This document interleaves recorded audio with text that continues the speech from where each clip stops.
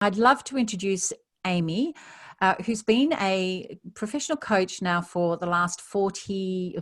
Yeah, it's a bit longer than 4 years. Let's go with 4. Let's try for 4 years. And I've known Amy for that length of time.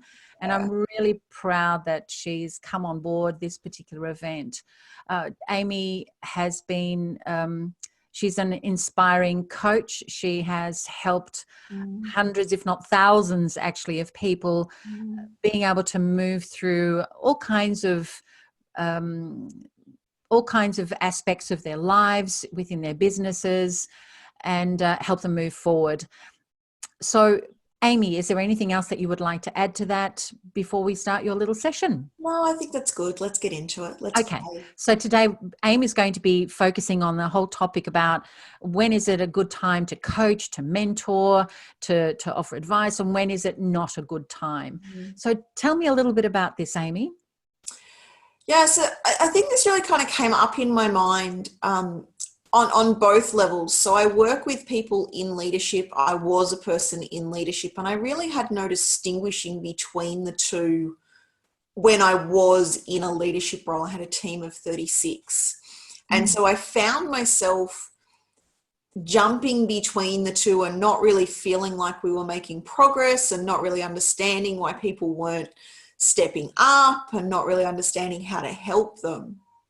And I find that a lot of leaders that I work with now are people that, so I see parents as leaders and I see coaches as leaders. So whether it's in a leadership role in a management position within a company, or whether it's in a leadership role as a coach or the leadership role as a parent, I find they're encountering the same kind of obstacle. It's like, who am I meant to be right now to help this person in front of me?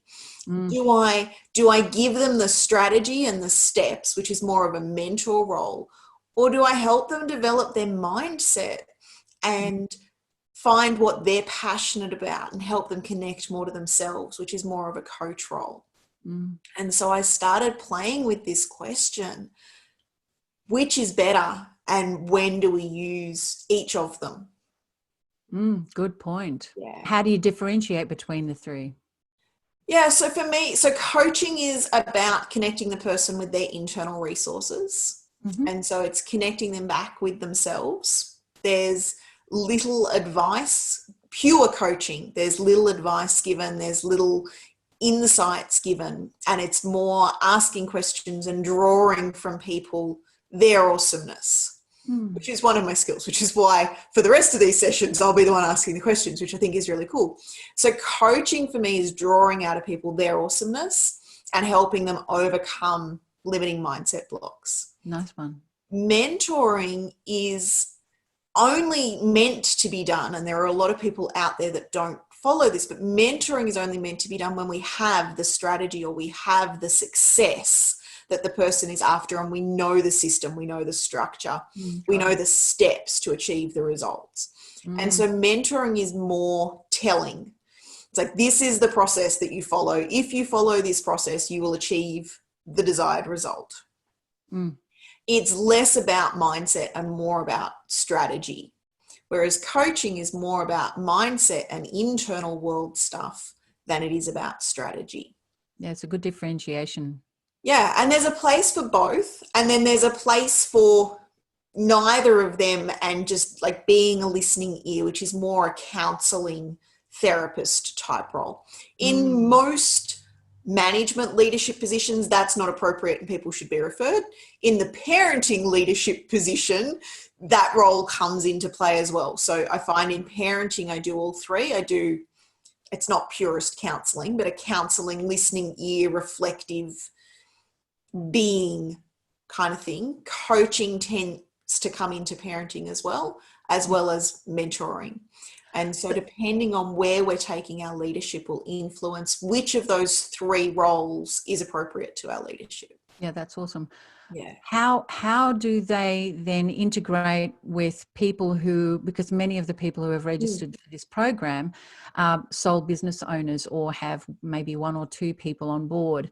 How does that work? How does it work for them? Yeah, so it'll depend on their role. I think a lot of the solopreneurs that we've got come on are potentially in that coaching field looking at what we've got, or potentially running their own business. In that arena, I find it's also a really good question to ask ourselves. So as a solopreneur, I'm offered, it's like, do I need a coach in this or do I need a mentor in this? Am I looking for the strategy or am I looking for something changed in my attitude and my perception and my thinking? Often finding the strategy is relatively easy. Most things these days we can Google and get a little bit of a strategy or a taste of the strategy. If we're not taking action with those, like you can Google how to get leads, or you can Google how to build our business, you can Google how to communicate with people. There's so many strategies out there. If we're then not applying the strategies that we're getting, I'd suggest that a coach is probably useful because we're not taking action. If we're taking the actions and we want to go further, then a mentor is more appropriate. So if, as a business owner, how would I know who could I coach? Meaning that mentality of being a coach or a mentor, how would those tools be useful to me in my business? Well, so it may be that you use the tools. It may be that you use the tools through a delivery method. So working with your team members, working with people that you're working with, depending on the kind of business that you're running. Yeah, of course. Or it may be that you use these tools through I'm trying to look for the word opposite of delivery, like a receptiveness. So I personally believe everyone in business needs a coach and or mentor to help them grow. I don't think any of us can do this on our own. I've tried. It doesn't work. Where one of my mentors, so Matt Lavaz at the moment, is like really fond of this term, we're bonding mammals, which means that we need to be in community and connection. And so anyone trying to do it on their own is making it really hard for themselves. So potentially it's using these skills as a coach or a mentor. I think most people would know who they've got in their world that it's appropriate to do that with. Mm-hmm. More so for a lot of people, it's the how do we choose? Do I need a coach or a mentor? How do I know, like, where am I at? So I find a lot of people reach out to me seeking a mentor when really what they need is a coach. It's like, tell me how to do this. And they'll ask for the steps. They've got no intention, or they've got the intention, they've got no ability or attitude that will help them take the steps. So anyone that reaches out to me for mentoring now always gets given action before I take them on as a client.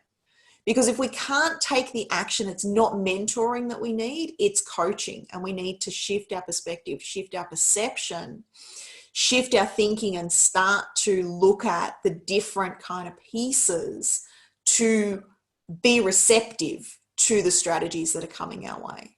So how is it, I appreciate what you've just said there. How is it that a person who is in a leadership position, and in my opinion, whether you've got 0 people in your business or not, you're still a leader.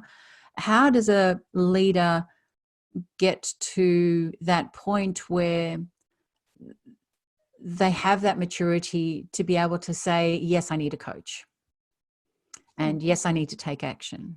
I think it's probably different for everybody. I think some people just seem to be there, like they're already there and it's easy. Mm-hmm. Some people like to overcomplicate and make it much harder than it needs to be. And so their process, their steps will be significantly kind of longer to get to that willingness. As the person leading, coaching, managing, like responsible for this person's growth, we need to check in. Is it a skill issue or is it a mindset issue? Gotcha. So some things, I'm trying to think of an example. So tying my daughter's shoelaces, it wasn't a mindset issue. She just genuinely didn't have the skill. She wanted to do it. She was trying to do it, but she didn't have the skill. And so she needed the steps. So that's the mentoring side. And so that was mentoring, but she came enthusiastic. She was receptive to feedback. She was open to exploring. She was passionate about it. She was committed to it.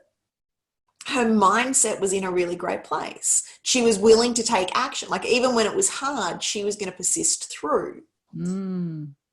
When that's not there, then we need to help develop the persistence. We need to help develop the commitment. We need to help check if this is aligned with where this person wants to be. And that's more of a coaching kind of conversation. Got it. In that case, in a business sense, or say, for example, if we work in a corporate environment and we're leaders in those environments and we see people in similar situations, they're really great clues, aren't they? So if someone's really enthusiastic and they're open to learning and gathering, you know, they want to learn and grow, then we can mentor them easily to progress and give them opportunities. Yeah, I think particularly in the corporate arena and in business, a lot of this comes down to our recruiting. So if we recruit someone because they've got the skill and their attitude sucks, we're creating a headache for ourselves. Absolutely. If we recruit someone who has a phenomenal attitude, so they're enthusiastic, they're willing, they're open to feedback, they're passionate on some level about what it is that the business offers, they'll learn the skill. Yeah. Because they'll have that persistence and they'll find a way. And so a lot of this starts at recruiting. A lot of the people in management don't always have that say in recruiting, which is a bigger factor. So if there's someone in your team that is not engaged, not striving, not seeking to learn and grow, it's got to be the hard conversation. You've got to have the conversation and ask, are you looking to engage in this? Like, can we help you engage in this? But if they're not looking to engage, and no amount of coaching is going to help in that. So coaching always starts with a level of commitment. So if they don't want to change that, there's nothing we can do. And in a business setting, I would encourage starting to manage that kind of person out. But if they're engaging and they're showing up, I think the biggest criteria, to go back to kind of what you were asking, what's their persistence levels like and what's their relationship with feedback like? Got it. Those two elements are going to be the indicators of how much time and energy to give to somebody. So how if does... they're not persistent, they're not showing up, and they're not... I remember when I was in direct sales, so we're going back 5 years ago, I had a lady, she was quite engaged in that she'd ring and she'd ask all the time. But the moment she hit the smallest of hurdles, she would opt out and ring in chaos and panic. And I didn't know back then what I know now. If I could go back to the me back then, it's like, what we've got to raise in this person is her persistence, which means when she rings in a panic, you kind of have to throw her the life vest and let her find it herself. And that's really hard for a lot of leaders and managers. That was one of my big transitions that I had to go through, was letting go of my sense of responsibility for saving everybody. Sometimes we've got to let people save themselves or sink. So what do you think people are afraid of? Because I guess in a sense they're either afraid or worried that something won't happen or will happen if they let go and allow the person to save themselves. Yeah, I think it'll be, again, probably different for everybody. What was I afraid of? I think I was afraid of losing control. So if I let go of control, I had this real fear of uncertainty. And now I love it. But that's something that I've done over the course of the journey. That's not something that's just a light switch that you can kind of switch on in people. But that's kind of one of the first stepping stones, is like, what's our relationship with uncertainty? So the moment this downline, this person in my team, used to get into uncertainty, the moment it didn't play the way she expected it to, she would freak out. And then I couldn't cope with the uncertainty to model that for her. And so I would internally freak out. Outwardly, she had no awareness of that. I would pull control strings tighter. And I was setting both of us up for failure. Yeah. So the willingness to let other people make mistakes and deal with their consequences is, as a leader, is key in helping. And so as a mentor, you kind of just keep giving the feedback and you keep telling them how to do it. But as a coach, you're kind of like, actually, you know what, you find your own way for a minute here. Find your own inner resourcefulness. And so I think there's a lot of leaders that mentor because it's far more comfortable. Mentoring still is far more comfortable for me than coaching in a lot of ways, because you just get to tell the person. But coaching requires us to be comfortable with our own level of uncertainty and comfortable to handle the consequence when the other person sinks. And I see it within managerial stuff, but I think it's easiest to see it with kids. We don't, like a child trying to tie their shoelaces, we don't step in and do it for them. We help them learn resilience and persistence. At least most of the time. I'm sure there are days where I have actually just tied my kids' shoes as well. In doing that, they build the muscle to then do more. But if we mentor instead of coach someone that doesn't have the persistence, we actually create work for ourselves. And so mentoring in that space, and then you get the burnt out leader. It's like nobody knows what to do. They keep coming to me with the smallest of problems. No one can handle it. And I feel so burnt out and I'm overwhelmed, which is me 5 years ago entirely. Like I quit my business because I didn't know how to handle that. And no one back then was able to say to me, well, just let go of control. And I'm just wondering, was there? Yeah, no, there was genuinely no one there saying it. I'm pretty sure it took me a little while to hear that message when people did start saying it to me. But back then there wasn't anyone saying that. Let go of control, let them sink. It's not my responsibility to teach them. Like I can't teach them persistence unless we let them. Like we can't teach someone persistence unless we let them fail. That's how people learn persistence. Yeah. If everything goes smoothly for them, if the answers are always provided, they're learning reliance. And so when people fail, what are they? I mean, people don't generally like the idea of failing or making mistakes, generally speaking. Yeah, in terms of leaders, do you think that that's still very much the case? I think for a lot of leaders that would be the case. They have a fear of mistakes and they have a fear of I want a better word, but the word coming up in my mind is like minions. They're people underneath them making mistakes, because there's this weird perception that we've got.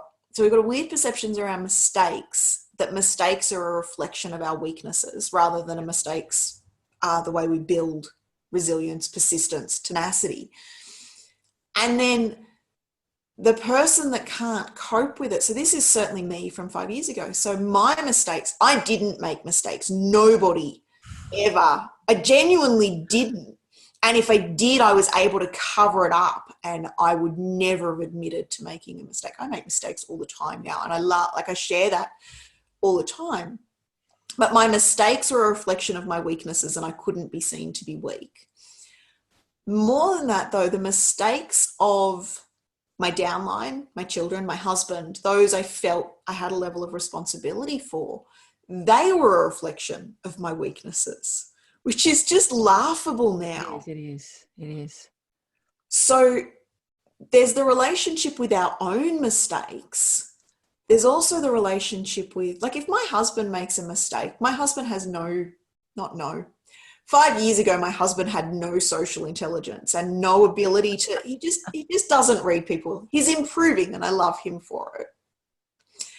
And then back then, he would say something deemed by me as stupid in a social setting, but I would take that as a personal weakness.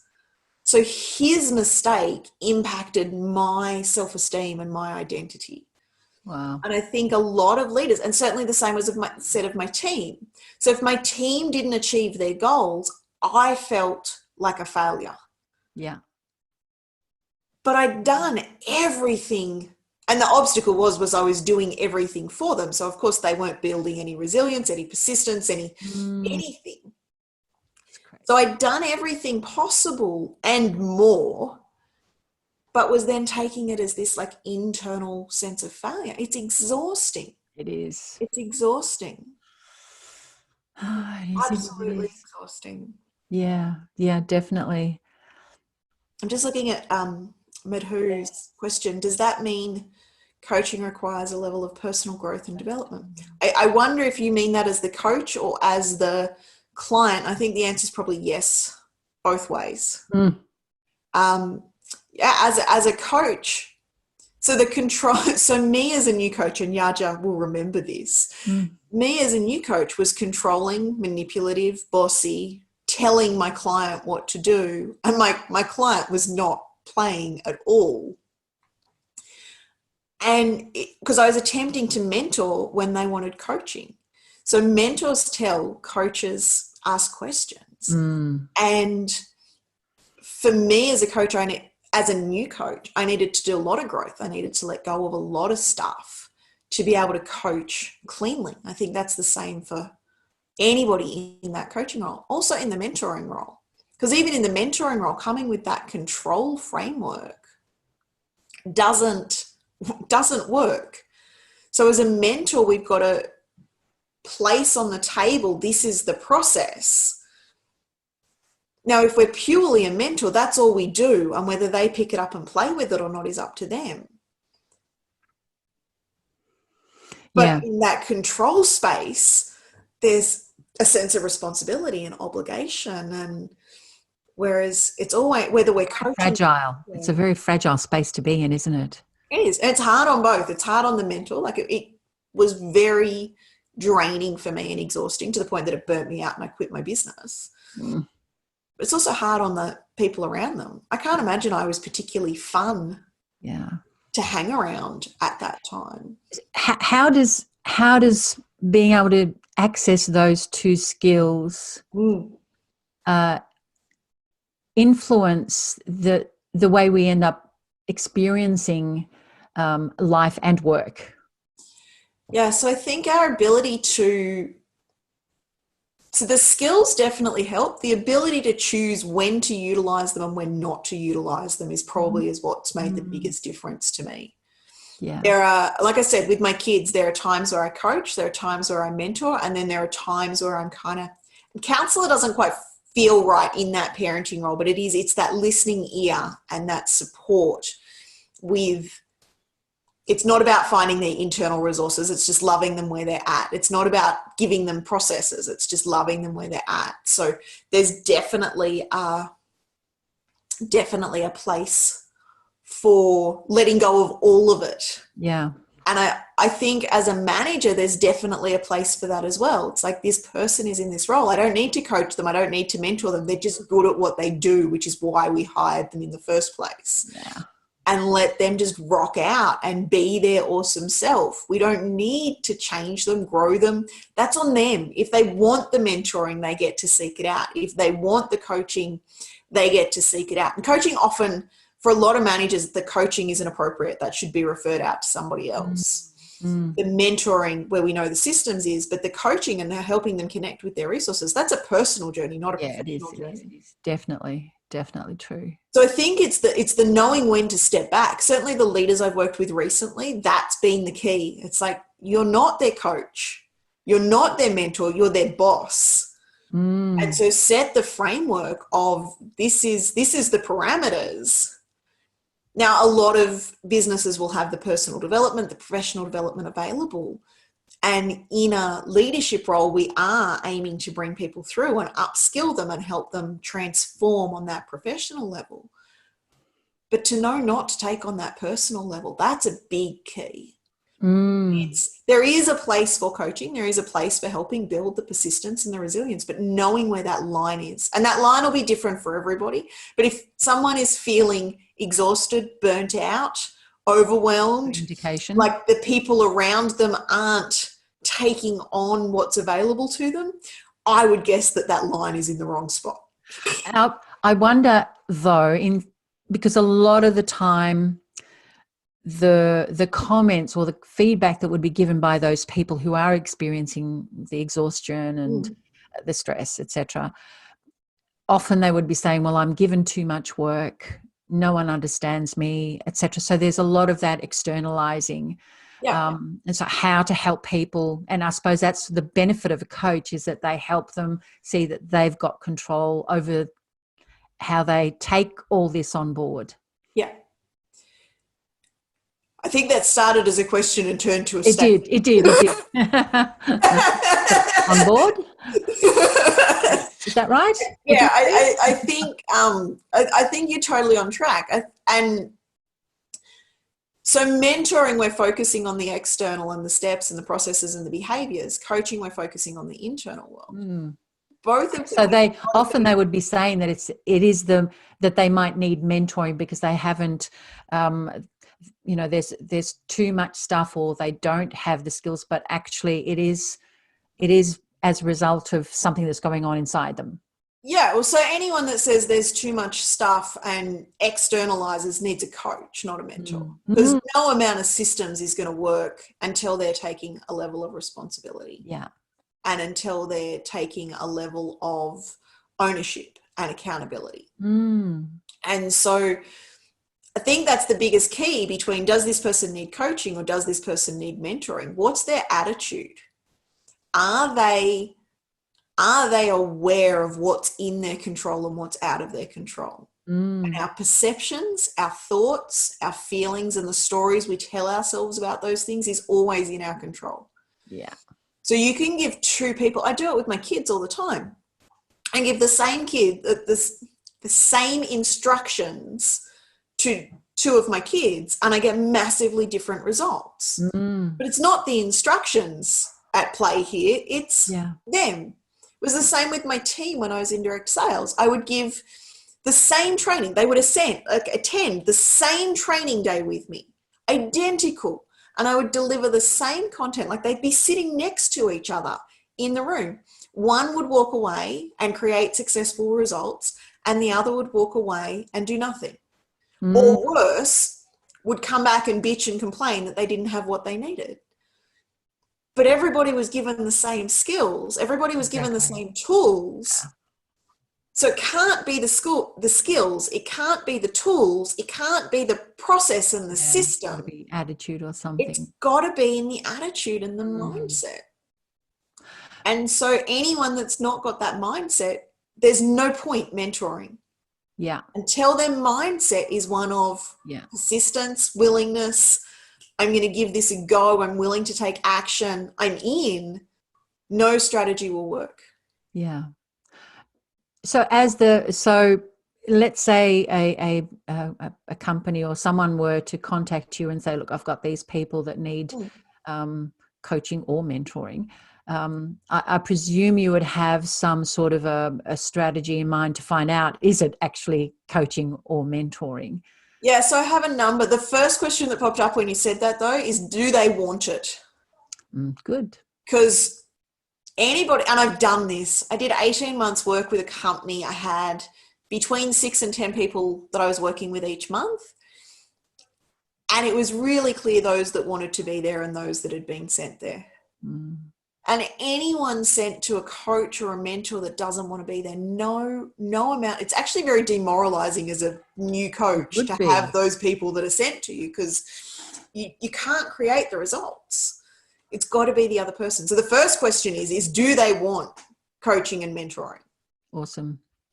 And then there's a number of assessments. One that I really love at the moment is the metadynamics thinking profile, which gives me an idea of where people are focused in their thinking. So there's 4 dimensions to that, and it assesses whether they're focused on strategies, whether they're focused on actions, whether they're focused on relationships, or whether they're focused on the big picture, the vision type stuff. But that's a really good one. And then the other thing that I'm assessing is engagement and internal mental well-being.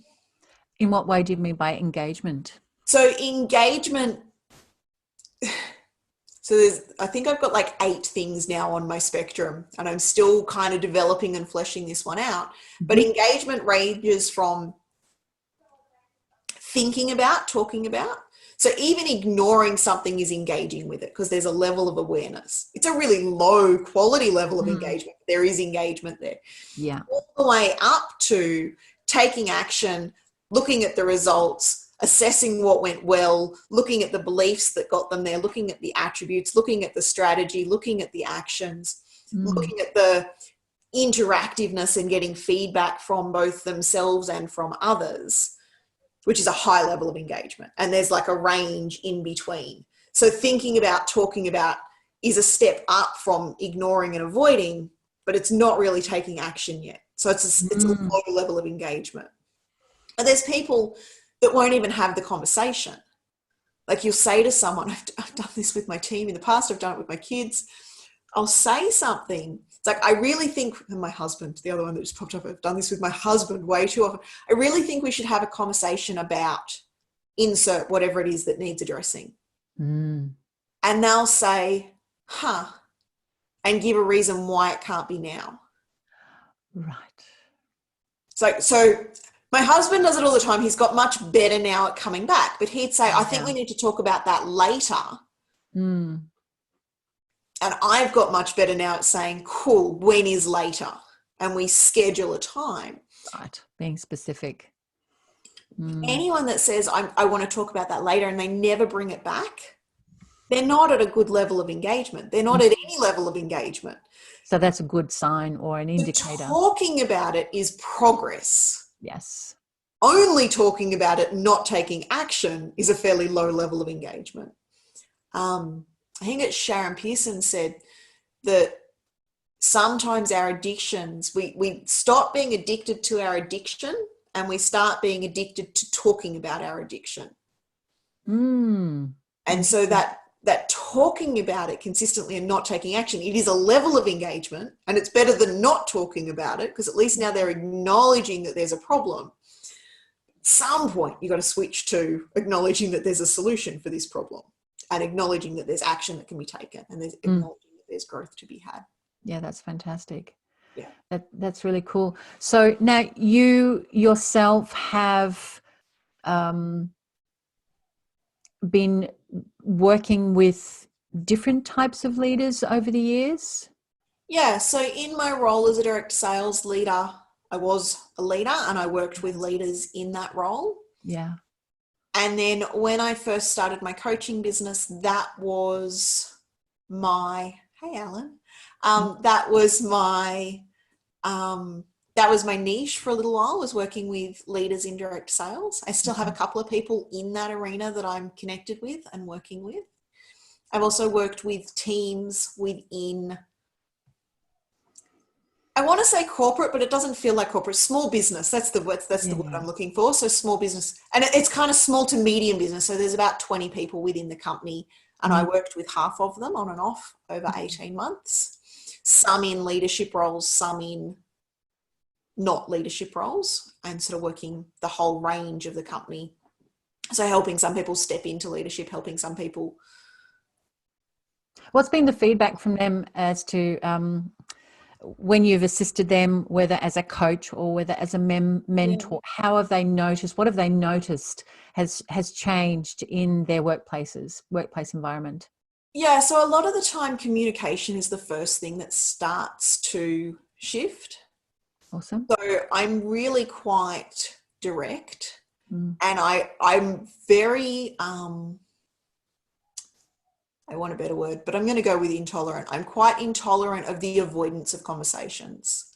So if someone's, and interestingly, in my personal life, that wasn't the case. And it's only been recently that I've kind of brought this to my personal life. But in my professional life, it's very hard to avoid the hard conversations with me, because I won't, like, if now is not the time. I've been doing that in my professional life. So I've been in direct sales longer than I care to count right now. So that was my very first job, was a direct sales job. And then I've been in around my kids. And then I'll come to your question in a second, Lisa. The feedback has always been that avoiding the hard conversations isn't something you can do with me. Which means that instantly I'm inspiring a level of engagement that's higher than avoiding, ignoring, wishing, waiting, and hoping, and I'm inspiring. We're at least going to have this conversation.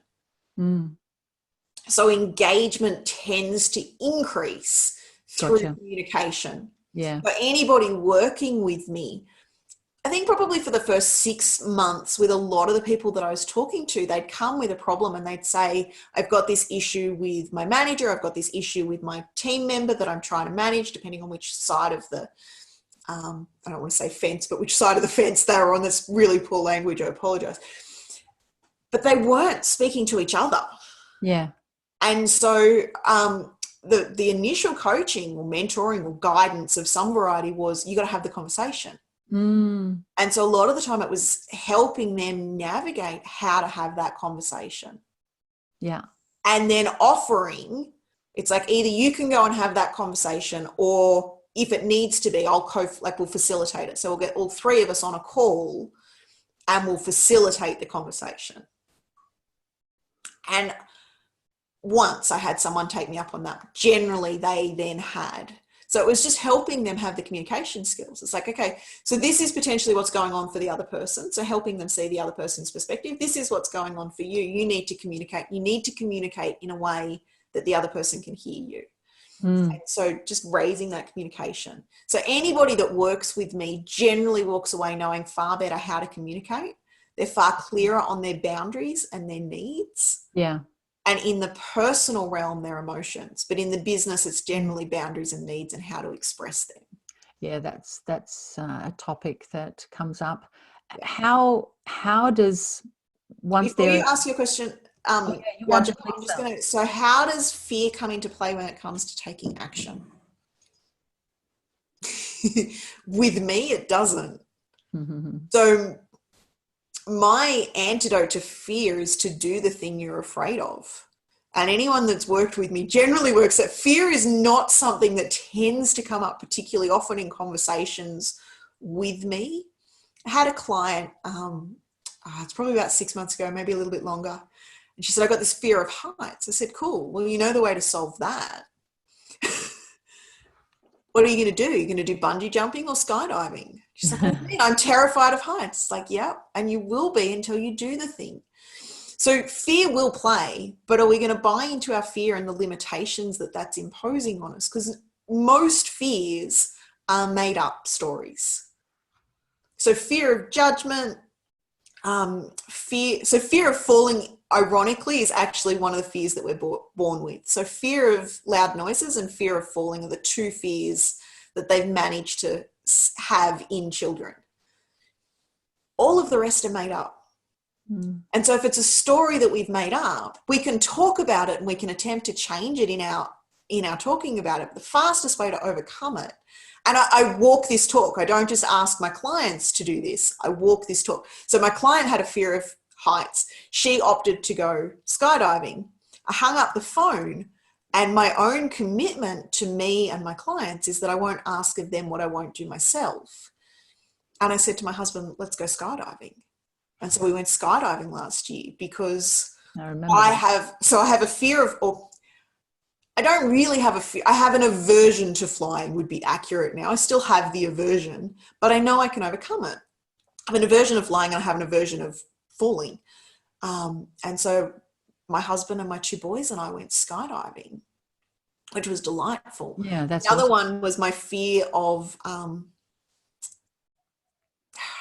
can't remember what the fear was, but I had like a fear of comedy and doing that. I was thinking exactly of that. Yeah. That's so awesome. I had this aversion to, like, I didn't think that I was funny. I had this limiting belief that I wasn't funny, which I now find hilarious.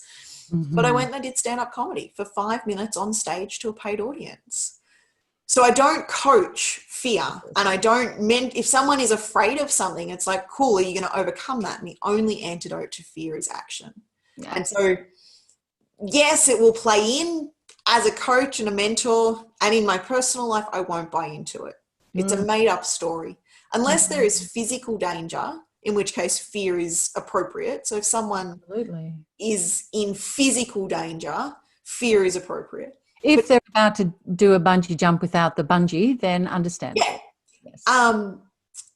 But yeah, so if someone is being physically violent, if someone is being overly abusive, there is reason for the fear. But the rest of it, like fear of public speaking, is made up. Go and speak to an audience. Fear of being judged by sharing your truth on Facebook is made up. Go and share your truth on Facebook. Yeah. And you're welcome, Lisa. Absolutely. Yeah. No, that's awesome. Beautiful. Fantastic. Were you going to ask something else, Yaja? I was, and it's become irrelevant. I think it was to do with the relationships. Oh, yes. You were talking about the benefits, and I'm wondering also, when there are improved relationships, particularly in the workplace and particularly in the household, but when we're talking about the workplace, corporate environment, our own little small business, whatever it happens to be, what benefits does the business experience in terms of achieving their own benchmarks, their monetary goals, etc., the outcome, the work that takes place? Yeah, well, so when we start to be able to communicate and we start to take ownership of our results, instantly there's going to be a shift. So it then opens people up to be mentored. So once they've got that persistence, that resilience, and they're willing to show up and engage more fully and take action, it has to impact the results. Yes. And so it will, in the individuals that I work with, it will generally, I'm just trying to think if there's an exception. I can't think of the exception. So generally, as they start taking action, they start achieving more. So more starts happening, more productivity is happening, more results are happening. And occasionally it will be, when I'm doing this in the personal world, they'll realize that that goal wasn't theirs. Occasionally they'll go, well, I'm not taking the action. I'm really not interested in this. It's not their goal. And in the workplace setting, so there's a couple of people that I've worked with who have then left the business because they've realized that it wasn't aligned with them. It wasn't aligned with who they wanted to be. And that serves both the business and the individual. Yes, totally. And it doesn't kill anyone. Leaving a job is perfectly fine if that's what it needs to be for that person. And finding someone that's going to give them more joy and potentially, be more fulfilling for them. Yeah, absolutely. I love that. Yeah, that's really awesome. So have we covered all the questions that have been in the chat box? There's one there from Paula. I don't recall mentioning internal wellbeing assessment. I'm trying to remember so I've got about 20 internal wellbeing assessments that I can access. So I'm trying to remember which one. If you want to send me a message, Paula, though, you're welcome to, and I can hook you up with that resource. In terms of the thinking, which may be what you're referencing, the internal thinking, there will be a link go out for that, that you guys will all get access to. You can do the, what am I calling it? The 4 pillars of fulfillment, the internal thinking profile. Yes. So that'll come out to you guys. Were there any other questions? Noticing the chat box. Any more questions, and then we'll be able to sort of tie things up a little bit with regards to this session with Amy. I think to be able to, fantastic. Thanks, Alan. That's awesome. Yeah, I think that's languaging emotions. Yeah, I think that is something that a coach would be able to assist with, definitely. Yeah. And so a leader, there was one question, can a leader develop coaching skills? Yeah, so a leader totally can develop coaching skills if they want to and they choose to. So it's kind of like, I don't know why I think I've got the light in my face, but it's like, how many leaders does it take to change a light bulb? First, it's like they've got to want to. So they can definitely develop coaching skills. I think a lot of leaders that are leaders in more than title will already have a level of coaching skills. Because of course there's the people that have the title of manager and leader, and there's the people that are actually leaders, and they don't always, sometimes they'll cross over and sometimes they're very different. And the real leaders generally do look out for wanting to improve themselves in some way. Yeah, but yeah, definitely. So I think anybody can develop coaching skills if they choose to, but it's always got to be our choice. And so definitely. Is that aligned with what they want to be? And I think for most managers, it's giving up control is the step between them being a mentor and being able to coach. And so are they willing to give up control to embrace this coaching? So mentoring, you get to tell people what to do and it's your expertise that's celebrated. Coaching, it's the person in front of you becomes the hero of their own journey. And some leaders aren't going to be willing to give that up. Some leaders have already given that up, and some leaders are on the journey to giving that up. Yeah, absolutely. No, I love that. Thank you so much, Amy. And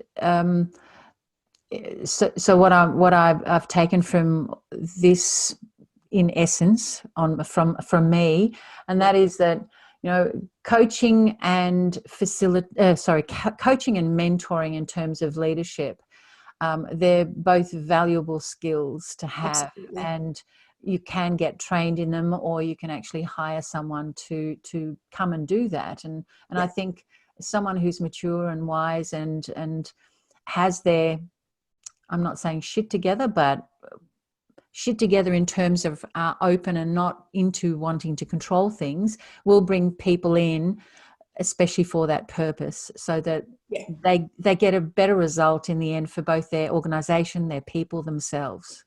Yeah, I think in the professional arena, the coaching in particular is worth outsourcing because there's a very personal element to that, and there has to be, from the coach, there has to be no investment in the outcome. Yeah. And as the manager, as the boss, as the wife, as the mother, that's not easy to do. So getting somebody else, so my husband has a coach because I can't come at that uninvested. Yeah. I had someone reach out the other day and ask me if they could work for me in exchange for coaching, so a reciprocal, and I said, no, I can't coach someone that works for me because I come with an agenda. Yeah, of course, absolutely. If they're working for me, I have an agenda. So whenever we have an agenda, we can't coach purely. And so we want someone that has the only agenda on their table is to bring out the best in this person, and doesn't need them to be good at their job, and doesn't need them to learn how to communicate better on the phone, or doesn't need them, whatever it is that the manager needs them to be able to do. And so I think from a management perspective, having the coaching skills, having the tools is great. Yeah. But anything deeper than anything somewhat superficial should be outsourced. Yeah.